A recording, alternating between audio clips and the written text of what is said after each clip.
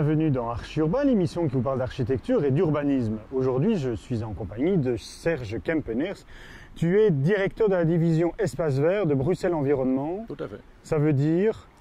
Ça veut dire que je dirige un ensemble de près de 350 personnes qui gèrent des parcs, des jardins, mais qui conçoivent également le maillage vert et bleu de la région de Bruxelles-Capitale et qui créent de nouveaux projets comme le parc de la Seine ou Parc Farm qui a été inauguré il y a à peu près 2 ans maintenant à Tour et Taxi.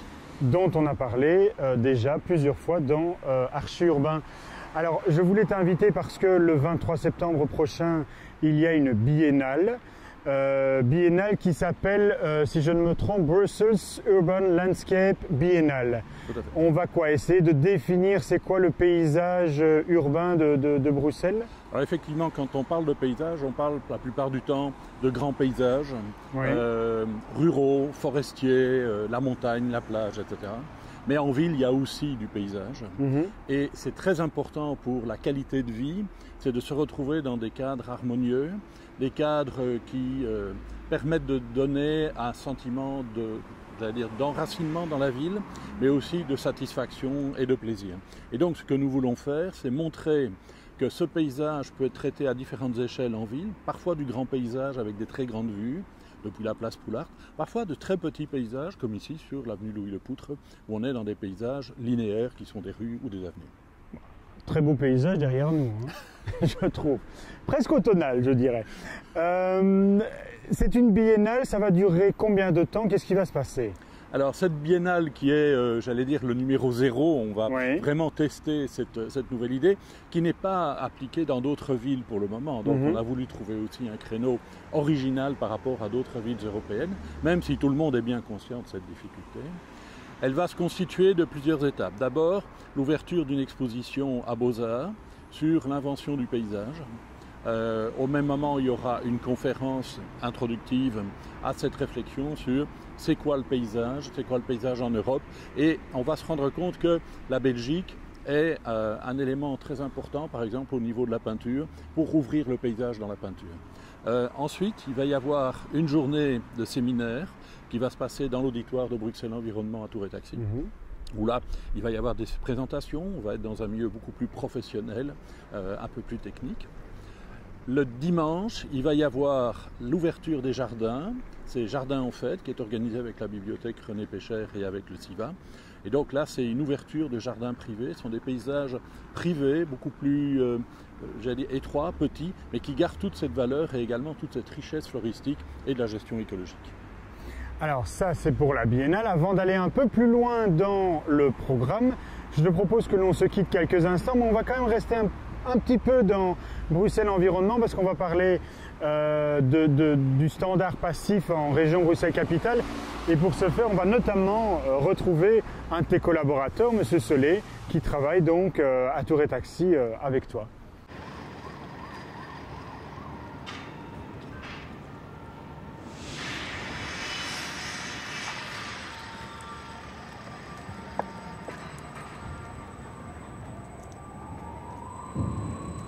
Depuis 2004, la région de Bruxelles-Capitale a décidé de mettre en place des politiques énergétiques particulièrement ambitieuses pour répondre et s'inscrire dans les objectifs climatiques internationaux, les objectifs européens qui nous étaient imposés.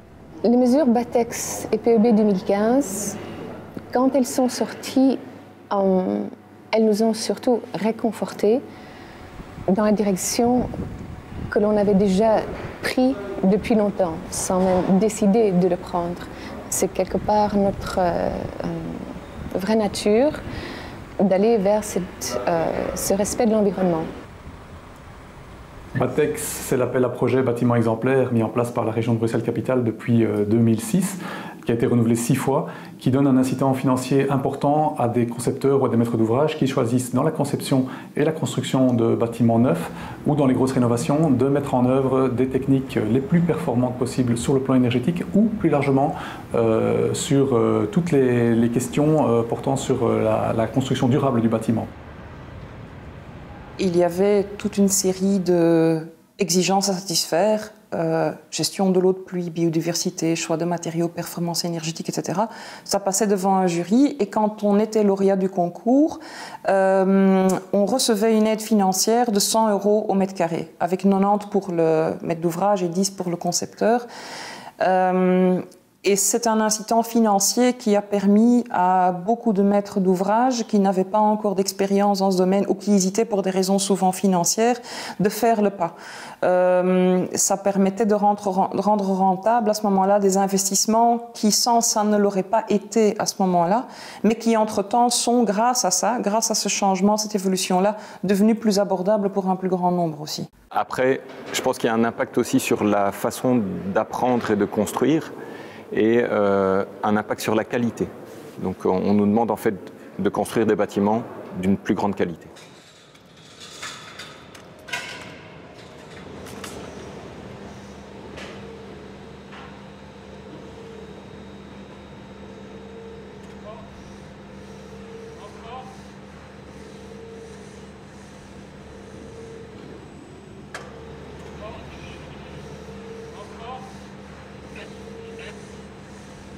L'impact Batex ou PEB 2015 de la région bruxelloise, c'est un impact qui est d'abord technique, parce qu'il y a pas mal d'adaptations techniques à prendre en compte quand on fait ce genre de bâtiment.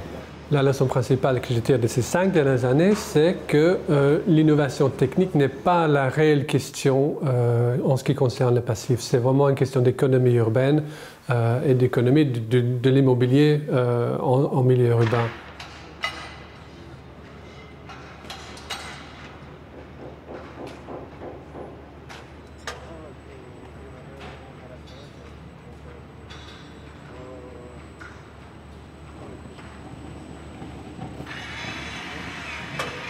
Les Batex et le PEB 2015 ont réellement transformé notre façon de travailler avec les bureaux d'études et surtout avec les entreprises. Il y a une sorte d'émulation qui s'est mise en place, un vrai challenge.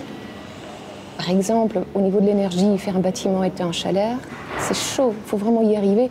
Donc il faut un vrai esprit d'équipe. Je ne sentais pas cet esprit d'équipe il y a 10 ans, 12 ans.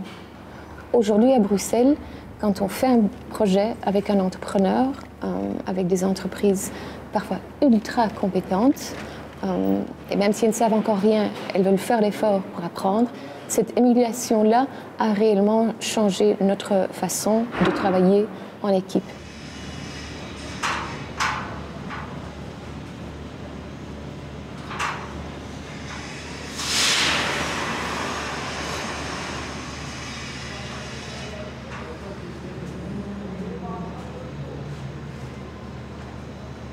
Avant, on était dans un domaine qui est vraiment, ça reste un domaine de spécialistes, mais presque un marché de niche.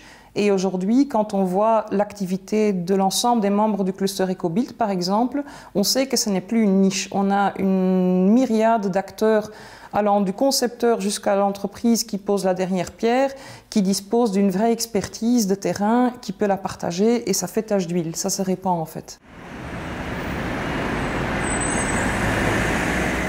J'ai le plaisir maintenant de recevoir Guillaume van der Warren. Tu es urbaniste, paysagiste et président de la Fédération des urbanistes. Oui, tout à fait. Tu vas un peu chapeauter, je dirais, dans cette organisation la journée du symposium qui a lieu le 23 septembre prochain. Qu'est-ce qu'on va retrouver dans cette journée? L'idée est plutôt de faire une grande conférence débat, c'est-à-dire qu'il y aura une vingtaine d'orateurs différents, tant du secteur public que du secteur privé, des urbanistes évidemment et des paysagistes, mais également des éclairagistes, des architectes, des promoteurs immobiliers. Est-ce que c'est important de définir le paysage urbain de Bruxelles? Je pense que ce qui peut vraiment donner aujourd'hui une identité à Bruxelles, c'est son paysage. Et ce paysage n'est pas l'apanage, je dirais, de techniciens, architectes, urbanistes ou que sais-je. Le paysage appartient à tout le monde et je pense que vraiment c'est au travers de cette notion de paysage urbain que l'on peut découvrir l'essence même de la ville de Bruxelles. Mais Serge disait tout à l'heure, c'est pas seulement le parc du cinquantenaire, enfin je veux dire des grands parcs, c'est également des petites interventions qui vont faire en sorte que l'on se sente bien dans une ville, qu'il y ait une âme, qu'il y ait un maillage peut-être entre différentes rues, entre différents quartiers. Oui, effectivement, il y a évidemment un grand regain d'intérêt pour le paysage aujourd'hui, mais en même temps un changement un peu de paradigme, c'est-à-dire que le paysage aujourd'hui n'est pas uniquement un cadre naturel idyllique, le paysage est véritablement la manière dont les personnes peuvent s'engager par leur sens, par l'expérience sensible avec leur environnement, qu'il soit naturel ou bâti. C'est une première journée, c'est une première édition de cette biennale. On espère qu'il y en aura d'autres, mais ça veut dire quoi? Ça veut dire qu'à la fin de la journée du symposium, il y aura des conclusions quant à ce paysage urbain, ou bien on va simplement donner des orientations, des pistes et travailler là-dessus d'édition en édition? Oui, effectivement, c'est pour ça qu'on en fait une biennale.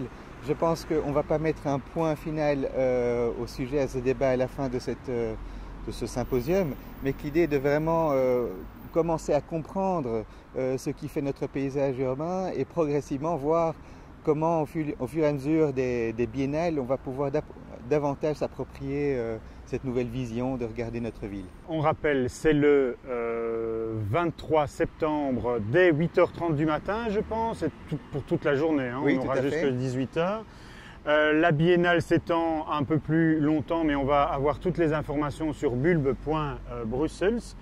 Ben voilà, on se donne rendez-vous là-bas. Ça se trouve à Tour et Taxi et ça se passe dans le bâtiment de Bruxelles Environnement. Exactement, on vous attend nombreux. Merci Guillaume. D'ici là, n'hésitez pas à retrouver cette émission sur www.archiurbain.be. On se retrouve le samedi prochain sur BX1 dès 18h15 et toutes les heures 15 puisque l'émission est rediffusée toutes les heures jusqu'au dimanche matin. Merci beaucoup et à bientôt. Au revoir. Au revoir, merci.